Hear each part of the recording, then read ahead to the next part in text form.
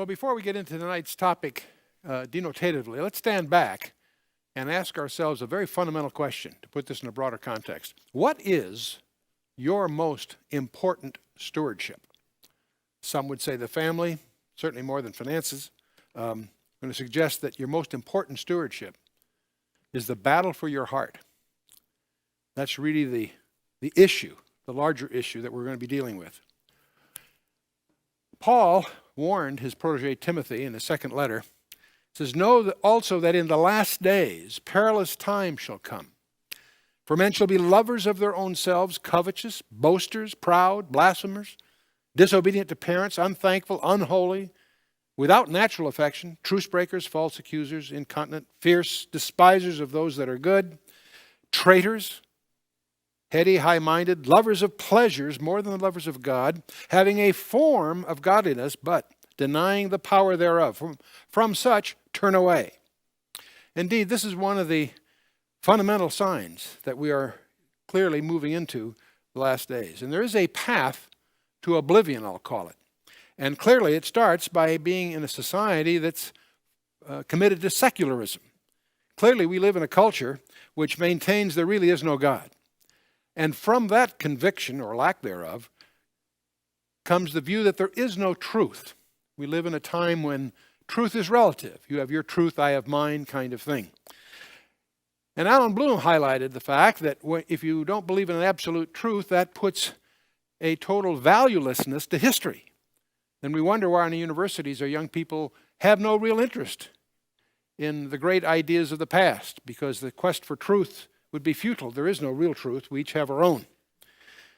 It's interesting, Isaiah warned us of this. People ask me, where is America in the Bible? And I say very clearly in Isaiah chapter 5, with the 6 woes. But the most typical one I'll highlight here, where Isaiah says, "Woe unto them that call evil good, and good evil, and put darkness for light and light for darkness, that put bitter for sweet and sweet for bitter. Woe unto them that are wise in their own eyes, and prudent in their own sight." So clearly, value relativism is what we're facing. That turns out to lead to the materialism we all experience.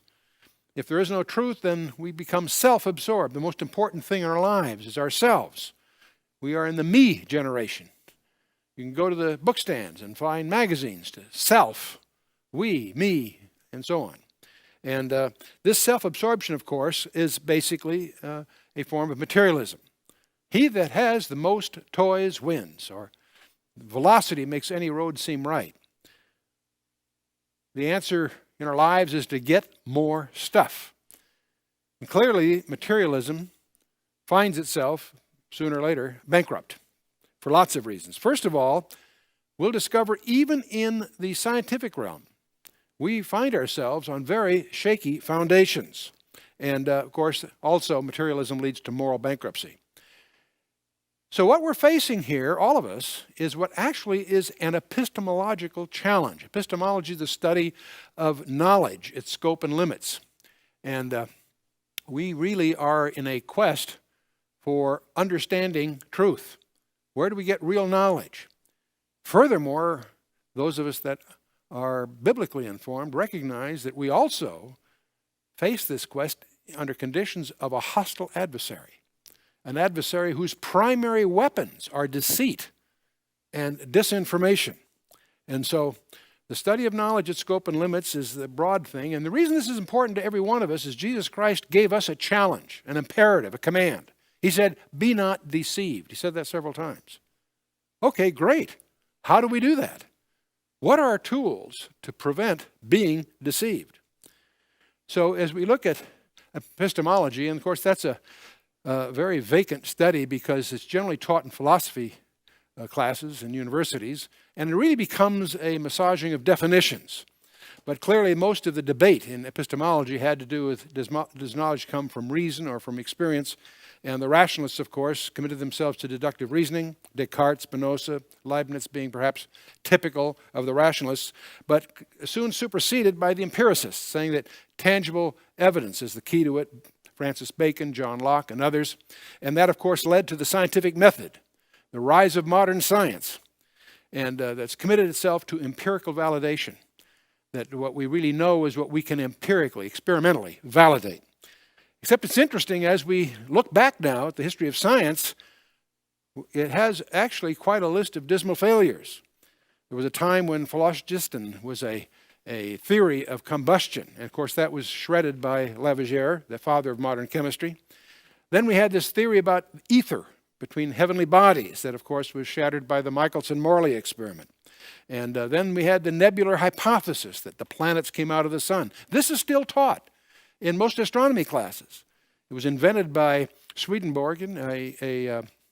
Swedenborg was an occultist, and he sold the idea to Laplace, who did not check the math, who endorsed it, and then Kant took it and popularized it, and it's still taught today, even though with any knowledge of orbital mechanics, it's easily shredded because you've got 98% of the mass in the sun, and you've got 98% of the angular momentum in the planets, and turns out when you try to reconcile that, there's no way the planets came out of the sun mathematically. The nebular hypothesis, again, lacks empirical validation. Then we get into the whole area of the paradoxical nature of light. J.J. Thomson got the Nobel Prize for proving that photons were a stream of particles in 1906. His son, in 1937, got the Nobel Prize for proving that that light was actually a wave phenomenon. And so the paradoxical nature of light continues.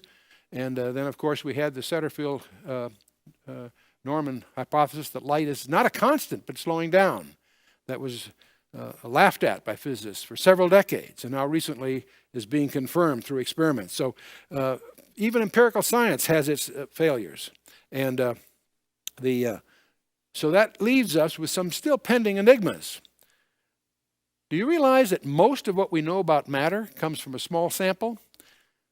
Scientists know that there's matter. Most of the matter in the universe is not visible. It's dark. It doesn't give off light.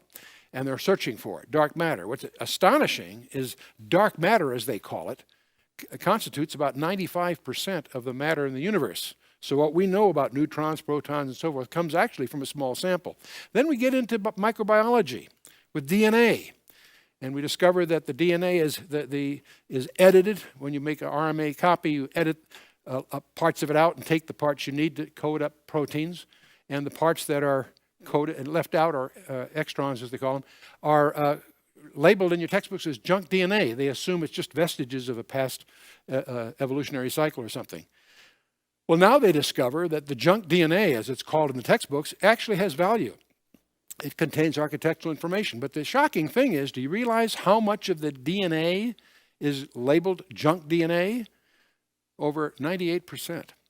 So again, we could use some humility in these things. And then we get to particle physics, which absolutely pulls the rug out from under the foundations of science itself. Because we suddenly have the Heisenberg uncertainty principle, misapplied by many philosophers to other things, but basically it turns out certain things behave differently if they're being observed. And then we have the laws of causality. The idea of cause and effect, which is the primary handmaiden of science, is now shattered in the field of quantum physics. And then we discover that subatomic particles lack a property called locality. That all photons, it's been experimentally confirmed, apparently that all photons know what all other photons in the universe are doing instantaneously. These concepts totally shatter the philosophical foundations. That's one reason why Boltzmann committed suicide, one of the early pioneers, because he recognized the philosophical implications of quantum physics. But as you grab this, then you suddenly discover the thing we call reality is actually a digital simulation, that our so-called reality is just virtual. So this is causing even philosophical foundations being shattered. So as we go through and we look at materialism, which has shaky material foundations and of course leads to moral bankruptcy, we experience that in our society.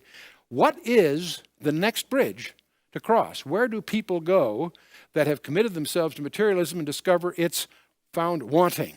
And the answer is predictable, although surprising. And that is, we have the death of the soul. We have a lost generation, a generation without God. An emptiness of life that you see in all quarters, all pursuits. And guilty as part of this is the impact of the media, which presents perception rather than reality as the real pursuit in reality. And this leads to desensitizing our emotions, and both individually and culturally, leading us to what some people would call an emptiness of the times, a spiritual vacuum which sets us up for the ultimate delusion, the spirit of the Antichrist, and So we're seeing this in rather apocalyptic terms. Well, so where do we go from materialism? We go to mysticism. People are asking, is there anybody out there? It's astonishing to find people in this age of rationalism flocking to various forms of mysticism. Pagan Babylonian mysticism that we have repackaged as the New Age, Christian Gnosticism, as exemplified by some of the novels and so forth that are popular today. But also, one of the strangest forms of this is Jewish mysticism in the form of the Kabbalah. And so when you talk about mysticism, by the way, it embraces a lot of related topics. Metaphysics, of course, is simply the basic nature or structure of being. And that, incidentally, in Russia is a subdivision of the field of physics, a little differently than we organize ourselves in this country. Cosmology, of course, is the study of the origin of the universe, and most mysticisms focus on this issue, among others. And they generally are regarded as theosophies, systems of conjectures into the divine nature. What is God really like? And so forth. And occultism is, of course, the study or control, attempt to control, supernatural powers. And theurgy is a very similar term, compelling or persuading supernatural powers. Many people's approach to prayer is really theurgy. And of course, all of this is also embraces magic, both black as well as so-called white magic and so on. But mysticism is simply the attempt to try to establish direct contact to the divine. And it embraces all of these things in various ways. But the Kabbalah is the one that we're going to sort of focus on in these sessions, which it has a number of elements. Esotericism is part of it, that there are secrets, truth, that are relegated to the inside group, only the elite, only those that are really on the inside can embrace the real truth. And of course, it also includes Gnosticism, Greek, Christian, and also mixed very much with, strangely enough, Muslim superstitions. And it obviously is primarily focusing on theosophy, the nature of the divine nature. And what's strange about the Kabbalah is that there's this paradoxical convergence between intuition or conjectures on the one hand and tradition on the other. It's a strange mix of both. And so the earliest forms of this, of course, in the first centuries AD, were a variant on Hellenistic beliefs from Pythagoras and others. And the medieval Spanish Kabbalah, which is where it really flowered, was based on Neoplatonism and Gnosticism, and what a great preoccupation with language. Symbolic language in the sense of the alphabet, the Hebrew alphabet obviously specifically, and numbers. And the whole idea that the creation itself was a result of language, thoughts expressed that became the creation. So they really regard a very, very special relationship between reality and the way it's expressed in both letters and numbers. And so one of the things that's going on, and one reason we're pursuing some understanding of this area, is because of its strange popularity among celebrities. There are many articles being written about Madonna, Demi Moore, and many others here listed that have publicly identified themselves with a form of Kabbalah that is popular in Hollywood. And it's very strange that people with resources, people that have the opportunity to really find out the truth, are flocking to these forms of expression. And so our agenda in these two sessions will be to take a quick snapshot of the history of Judaism. We use that term very loosely, failing to really understand how it has changed through the years, how it has refocused itself.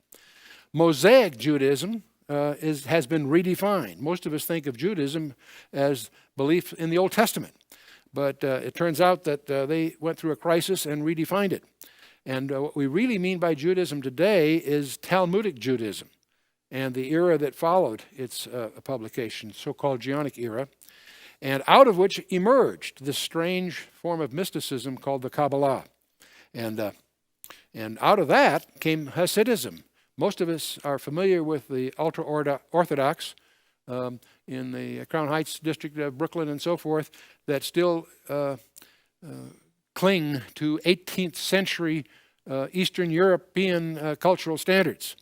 But the Hasidism actually emerged out of the Kabbalah. And so we have a challenge here that's actually an epistemological challenge. And we want to understand, how does this fit in to what I'll call the path to oblivion? How do we prevent ourselves from being deceived by things that would seem to be very appealing? And what tools do we have to avoid being deceived? And so let's just jump in. We're hoping not to offend anyone. Our sources for the materials here lean very heavily on Gershom Scholem, who is acknowledged as one of the experts. He was a professor of Kabbalah at the Hebrew University of Jerusalem from 1923 through 1965, and his books are considered quite authoritative to those that are in the Kabbalah.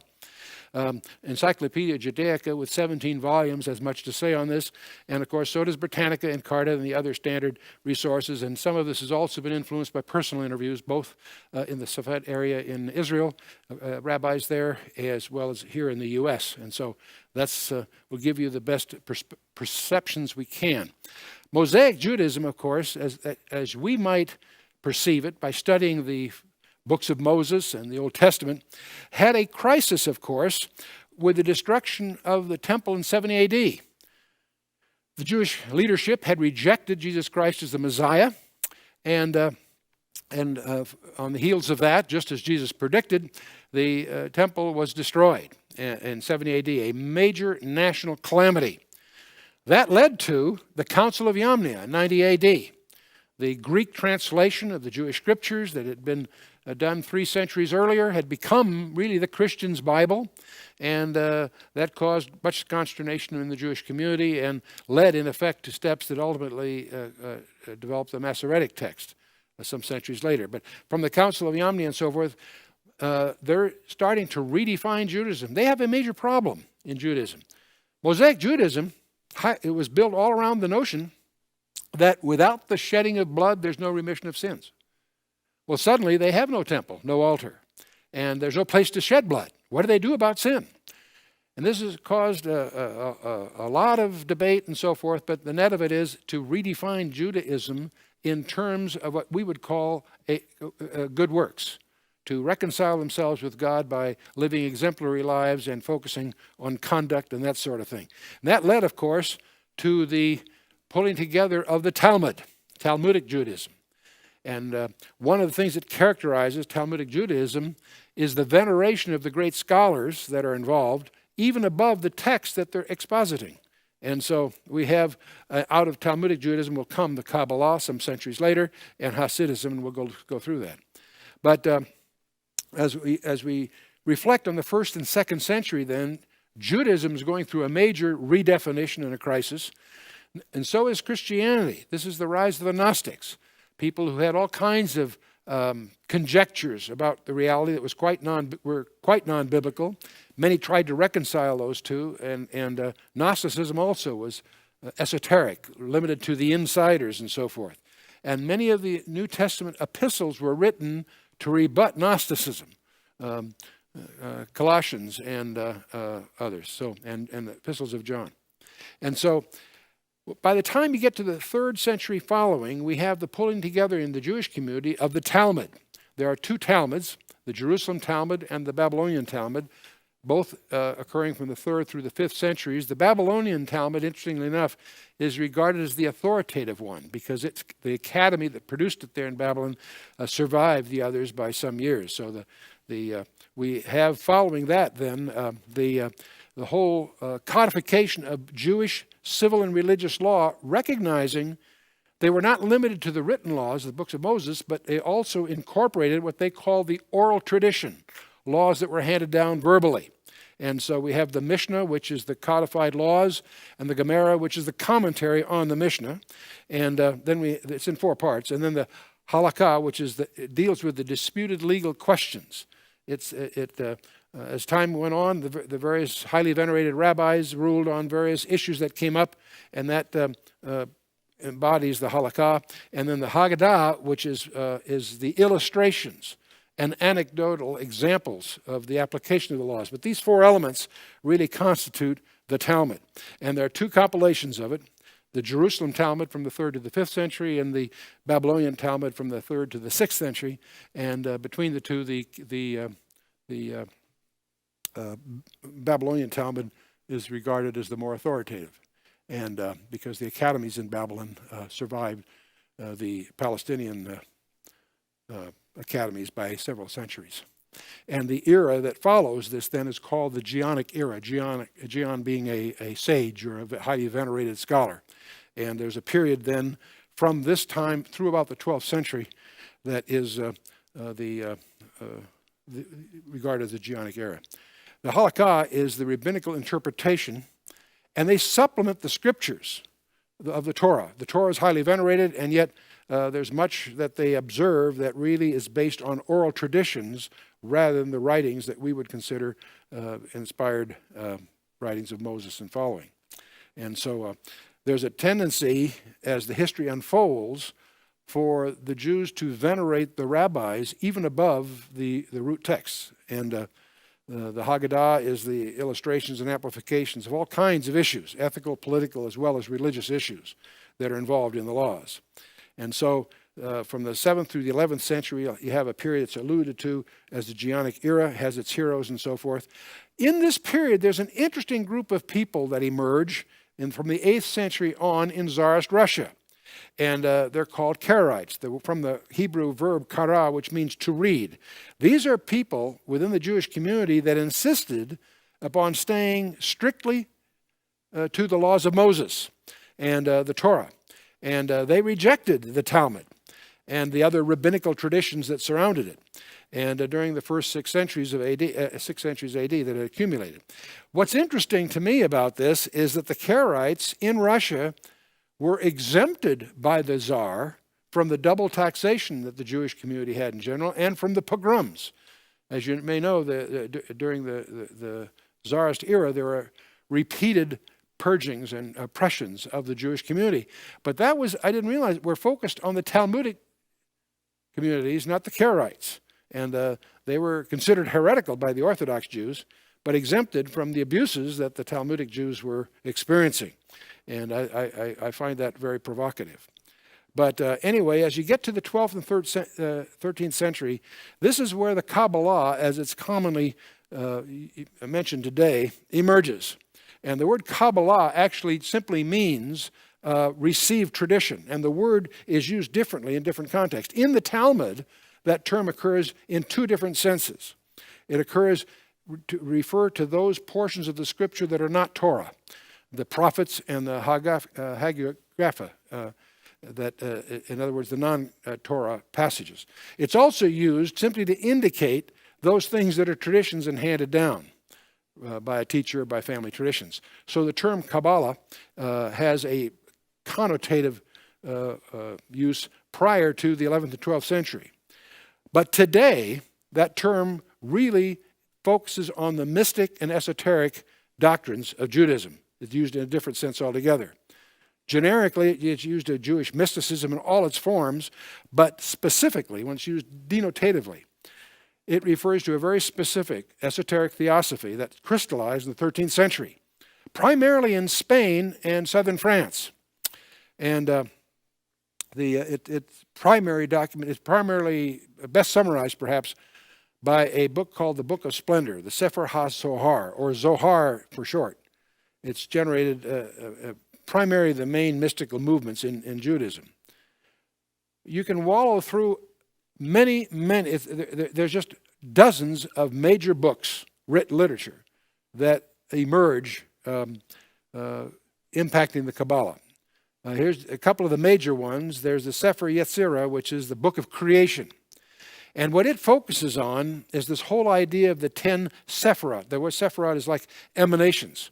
And it's preoccupied with two things: the decimal system with the 10 Sephirot, which I'll come to in a little bit, and it also makes a big thing of the 22 letters of the Hebrew alphabet. The 22 letters of the Hebrew alphabet are provocative in many ways because they're not just phonetic letters like most alphabets. Each letter carries a idea or concept behind it. In fact, if you understand the concept behind each of the letters, most words in Hebrew are based on a 3-letter root. You can infer, if you know the alphabet properly, you can infer what the words mean. It's a very different kind of an alphabet. But the mystics, those that are steeped in the Kabbalah, believe that the letters actually have magical power, in effect. There's another document that becomes very pivotal in its history, and that's the Sefer HaBahir, which is the Book of Brightness.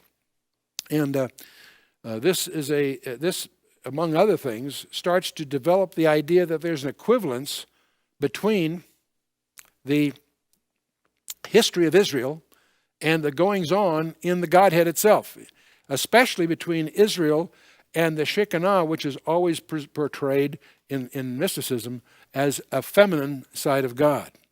And it also, from this, develops then the whole notion that the obedience of Israel is a determining factor in establishing or reestablishing cosmic harmony, even to the inner life of the Godhead. So we start getting into some very bizarre interconnections here, from the behavior of Israel individually and collectively to the welfare, if you will, of what's going on in the inner life of the Godhead. So this mysticism is obviously far-reaching in its conjectures and so forth. But the dominant document of all these is the Sefer HaZohar. You'll hear everybody talking about the Zohar. It was penned over a 30-year period by Moses de Leon. He attributed it. In order to give it. He wrote many books, but to give his views here more weight, he attributed the Zohar to a legendary rabbi, a 2nd century rabbi, Shimon bar Yochai, and subsequent evidence has definitely established this de Leon as the author. But this document had far-reaching influence on Judaism for over 600 years. And it presents the Godhead as a dynamic flow of force, the unknowable Ein Sof, the highest concept here in the Zohar and in Kabbalistic mysticism is the Ein Sof. It's the unknowable, non-finite one. It actually is viewed as some kind of divine nothingness, out of which flow emanations in 10 forms. And the knowable attributes of the Godhead emanate in 10 sephirot, which are realms or planes. And this leads to mountains of literature speculating on how all these things interrelate. And Israel's history, including its life in exile, become symbols of the inner life of God. They start to see everything that's going on in Israel. Its expulsion from Spain in 1492 is a huge milestone. As the Spanish Kabbalah then gets distributed, as they left Spain, they reestablish themselves elsewhere. But there's a strange mystical parallelism between what's happening to Israel and what's really going on in the Godhead. And that starts to lead to the idea that Israel's behavior, the behavior of the faithful in Israel, are crucial to the destiny of the Godhead itself. So you get into some very strange inversions going on here. And now the emanations of this Ein Sof, forces of the divine essence, the tree of life is what it's sometimes called. And there's much speculation on what these various 10 elements really involve and how they interact. At the top of the heap is the Keter Elyon, the supreme crown. This is the identity, its identity, and the identity of Ein Sof, the unknowable deity, is sort of problematical because this is not Ein Sof. This is only part of it, and yet it's at the top of the heap. So there's some ambiguity of how you discern the difference between those two. But then you get to the Chokmah, which is the term for wisdom. This is the location of the primordial ideas of God. And the Binah, which is the intelligence, the organizing principle of the universe, is in the Binah. And these become, you see, the rubrics by which all this literature evolves over the centuries. And The fourth one is the Gedula, or greatness, or in some renderings of it, the Hesed, or love, the attribute of goodness in any case. And then we have the Gevura, which is the power, in some renderings, the din, or judgment. It's the attribute of the severity of God. So you've got love on the one hand and severity, and there's a tension, it would seem, between those two. And then you have the tension between is resolved with Tifereth, which is beauty, or in some renderings, compassion, as they reconcile the severity and the love and so forth. They deal with these terms. And the Tifereth is sort of the median principle between the previous two. And then you have the Nezach, which is lasting endurance, or a term for eternity, if you will. And the Hot, which is the majesty of God. And the Tzaddik, which is the righteous one, or Yesod Olam, and others, the foundation of the world. It's the foundation of all the powers of God, presumably. This is all leading to God's manifestation, which is yet to be seen, coming down here, where we have the Malkut, which is the kingdom, or the diadem, or the presence, the kingship, sometimes also expressed as the Shekinah, the presence of God.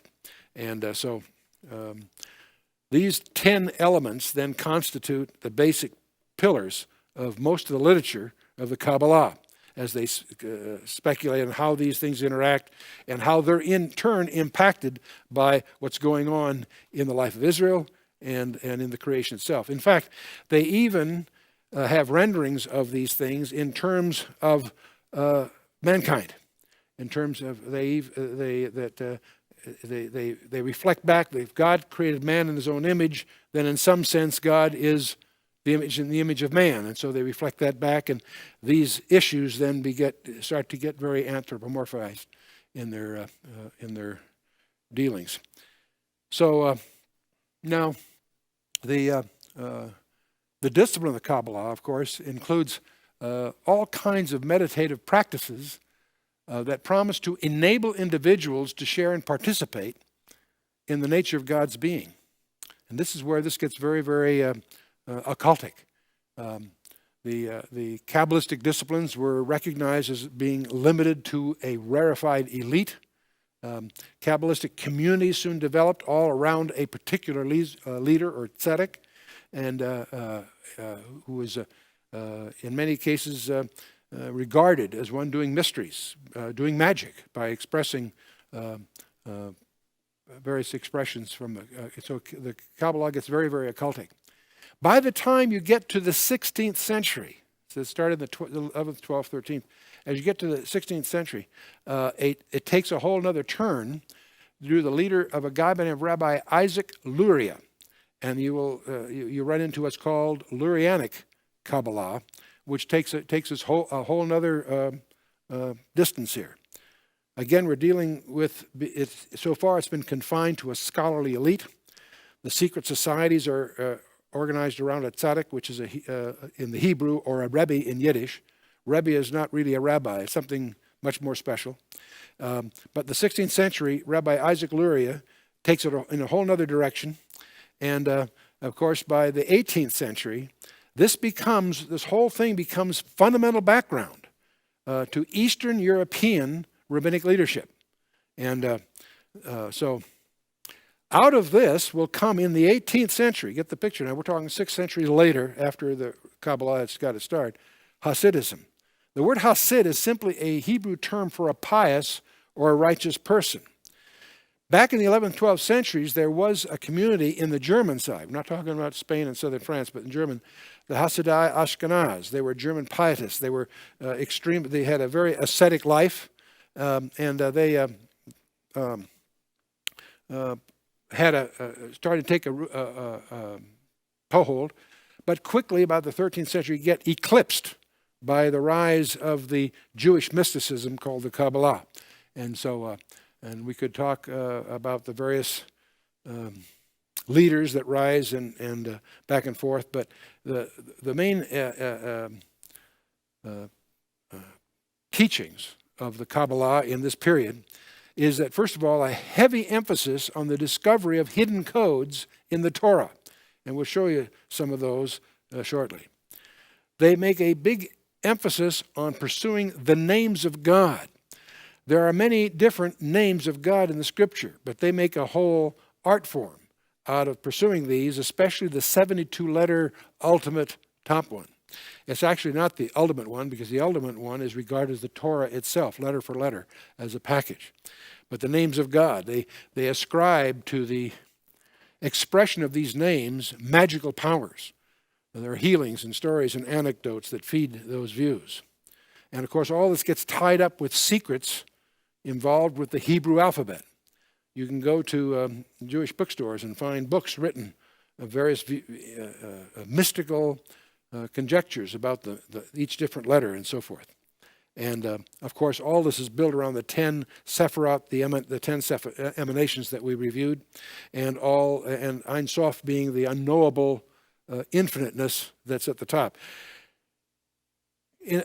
Critics of the Kabbalah will point out that part of the Ein Sof, the whole thing, is a thrust to depersonalize God, and the mysteries of the inner life of God. You know, it's very interesting. If you study the book of Genesis, in Genesis chapter 9, there's this strange episode where Noah plants a vineyard, becomes drunk, and his sons take advantage of that. Now, in the text there is some overtones of perhaps homosexual abuses, but setting that aside, there's a basic crime envisioned from that event that echoes throughout the Scripture, and that's the crime of uncovering the father's nakedness. What's taught is that the father's dress shields his private nature, and to uncover that is to intrude inappropriately on him. So uncovering the father's nakedness is a crime, a sin, that's widely acknowledged among the rabbis. What's fascinating, to stand back and recognize what's going on, that's exactly what they're doing, or trying to do, with the Kabbalah, with the 10 sephirot and all that. They're trying to get inside of the Godhead itself and speculate on its tensions. And their whole concept of, especially after the Lurianic twist in the Kabbalah, is that when the creation was done, there was a fumbling. They don't use that term, but there was sort of a gasp, a inhalation rather than exhalation, that resulted in some mistakes, and it's the sparks of the mistake are where evil comes from. And what's at risk now is to repair that failure in the creation by dealing with the evil. And as you get into those conjectures, Israel itself is part of the repair. And so it's incumbent upon the elite within Israel to adopt these Kabbalistic rituals in an attempt to assist in the tikkun, the repair of the universe. So the Kabbalah is not only just a fringe set of conjectures, it's actually almost inverting what we understand from the Scripture, that the Scripture teaches. That yes, there's a repair need to be done, but not by man. Man's not equipped to do that. But anyway, the Kabbalah emerges from the 12th to the 13th century. That's about where we are. In the 14th century, a major event occurs in Judaism, and that's the expelling of the Jews from Spain at 1492. They had to leave, and that's why Columbus and his gang, by midnight that night, had to leave port, because that was the deadline that was set up. And that causes the Kabbalists from Spain, of course, to be scattered and reestablished elsewhere. By the time you get to the 16th century, the Lurianic Kabbalah emerges, and that's a whole other twist on all of this, by Isaac ben Solomon Luria. And from his addition to the Kabbalistic perceptions is that a cosmic catastrophe occurred. The vessels of divine light shatter, sparks imprisoned in shards of evil, in effect. And it's the human task is the redemption, is nothing less than the redemption of the world and the reunification of the Godhead. You know, when we summarize it this way, it sounds like we're being, it's very audacious, but that's actually what they're dealing with. And this emergence of a human role to assist the Godhead, it also sparks the Sabbatean messianism. They had false messiahs start to surface. There's some very bizarre stories that emerge there, and that all sets the stage for 18th century Polish Hasidism that most of us have encountered one way or another in New York or elsewhere. Van Luria, he founded this very influential school of Kabbalistic thought that has influenced all Kabbalism today. He was born in Jerusalem, raised in Egypt, and he became an adept at Jewish legal and mystical learning, of course. And what comes on the following century is Shabbatai Zevi. Now this guy, this fascinates me. He was a Jewish false messiah. He proclaimed himself as a messiah. He was born in Smyrna. He was ordained as a sage, very brilliant young man. But by 1648, he demonstrated signs of manic depressive psychosis. He claimed to be the Messiah. He was expelled from Smyrna around 1651 or through 54. He wandered through Greece, Thrace, Palestine, and Egypt. He ends up getting imprisoned by the Turkish authorities. This is the Ottoman Empire day, you realize, in 1666. He converts to Islam and dies in exile. So you would think he was totally discredited. No, because you have to understand they take all these elements and create symbols out of them, and the events of his life then are Kabbalistically interpreted, and a whole movement around him continues for several centuries. And so you stand back, it's strange that you would think that these false messiahs would be over. But that underestimates the ability of them to rationalize these things in terms of symbols that they apply to their conjectures of the Kabbalah. And so, anyway, out of this we have Hasidism, which carries with it, among other things, a strong messianic overtone. They look for false messiahs that are part of their image. And so understand that the Hasidism really emerged out of the 18th century, many centuries after the Kabbalahs got solidified. Now, the Hasidic teachings obviously emphasize maintaining the old traditions. They consciously preserve the lifestyles of Eastern European ancestors and so forth. And although each community has its own theology, its own traditions, its own practices, including a distinctive style of dress for the men and the women and so forth, they resist modern ideas and lifestyles, and strictly as they possibly can interpret the halakha, the Jewish oral traditions and so forth. They usually maintain the Yiddish language, a strange mix of Hebrew and German and Polish. It's the common language of the Eastern European Jews, and it's used in their daily life. Another big emphasis, of course, is maintaining God's experiencing God's presence, and everything they do in their life attempts to emphasize God operating in their lives, and they, despite everything that challenges that rivals that, in terms of suffering, physical desire, psychological distractions are considered just that, distractions to their commitment to experience God's presence. And they believe that cultivating an awareness of God's presence in this material world gives them an insight into the unfolding of God's inner life. There's a strange relationship between what's going on in the Godhead and what's going on in this world tangibly. And so every act of their daily life is perceived in terms of being connected, or at least an opportunity to be connected to the inner life of God, the Word of God. And so that's, and of course, buried all this is waiting for a Messiah. And like most forms of Judaism from the Second Temple on, there was ultimately the Hasidics recognized that this is all to be redeemed by a Messiah, and a descendant of King David. They embrace that, and so they believe that leadership would the Messiah will come and rebuild the temple. They have it, they have a big focus on that, and so their recent history too has looking at an expectation of the Lubavitches and so forth. And even when Schneerson died, they still think he may come and so forth. They have these strange commitments. Now, there's the movement known as Hasidism today really owes its popularity to a popularization by the Baal Shem Tov. And he had the goal to spread the essence of Kabbalistic learning from the scholarly elite to the poor and barely literate. And so it was an attempt to popularize that which had been held very close. And so he's considered the founder of Hasidism.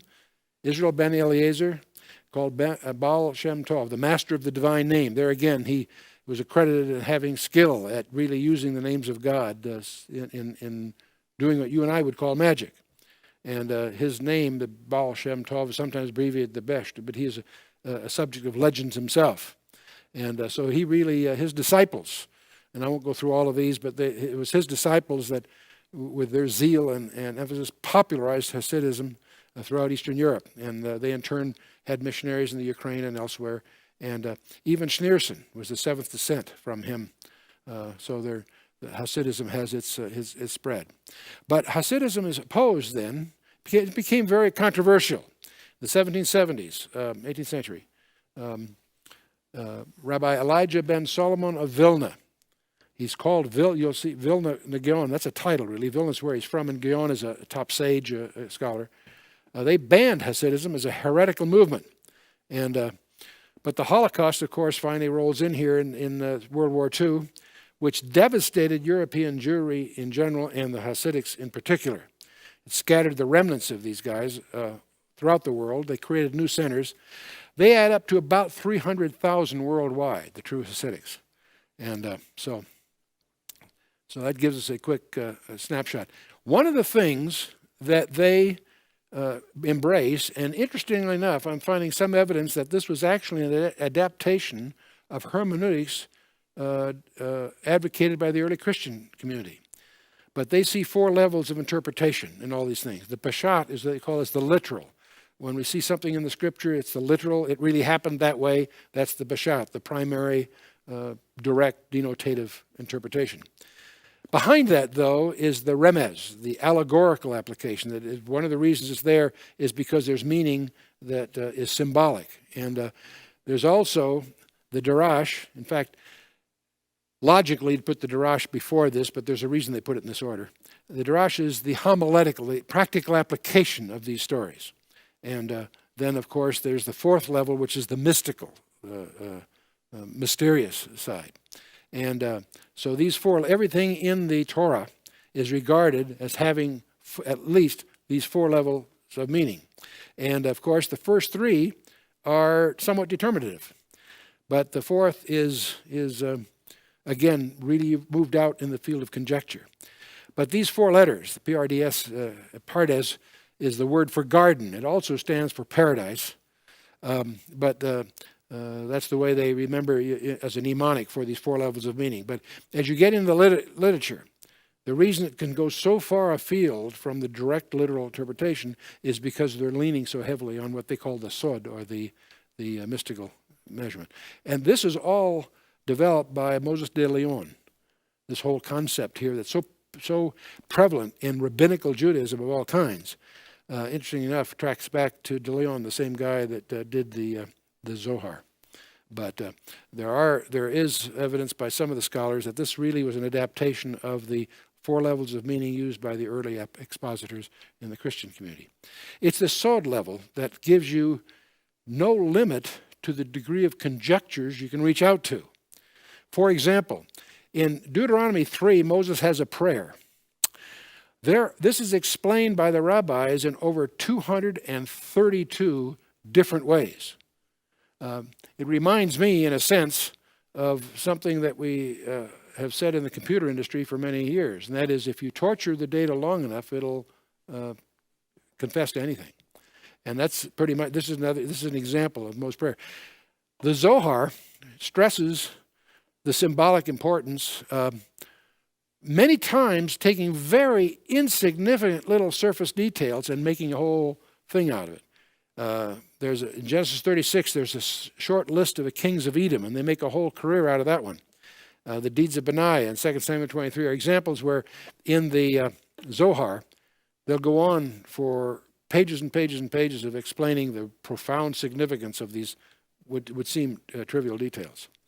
But a special emphasis all the way through the Kabbalah is the alphabet, the Hebrew alphabet, and numerical mysticisms. And we'll talk a little bit about in the next session. One of the things they extol very highly is the role of the Torah. And you say, yeah, it's good, they really venerate the text, except they really see it all in terms of just symbols, symbolic character of all earthly phenomena. And they search for the hidden inner reality at all levels, and that moves right into the field of conjectures. And they have three primary principles. The Torah is considered the mystical name of God. The Torah, the whole Torah is itself, 78,000 letters. And the Torah is looked at as a living organism. And they feel there's you get to this view that not only did God create the universe, the Torah is the means by which he did it. By the expression of the Torah, they try to link the Torah literally to the universe itself. So that's a quick, obviously superficial historical summary of the Kabbalah, but what it lays against a fabric of Judaism as it redefines itself, having rejected its Messiah in the first century. And with the temple destroyed, and as they grope for a whole different basis of significance, moving to a life of commitment to good works, incredible sincerity, incredible commitment, but laced with increasingly far afield conjectures. I see this as a tether. They're not linked to the text. That tether keeps getting longer and longer and longer as they venerate rabbis of different kinds and indulge in attempts to understand the nature of God himself, the internal workings of the Godhead, ascribing to that Godhead a fumbling that created evil, and that it is in need of cosmic harmony being reestablished, and it's the role of man, specifically Israel, to participate and bring about the tikkun, the redemption of not just the physical world, not just the redemption of man, but the re-establishment of harmony within the Godhead. And you talk about uncovering the Father's nakedness.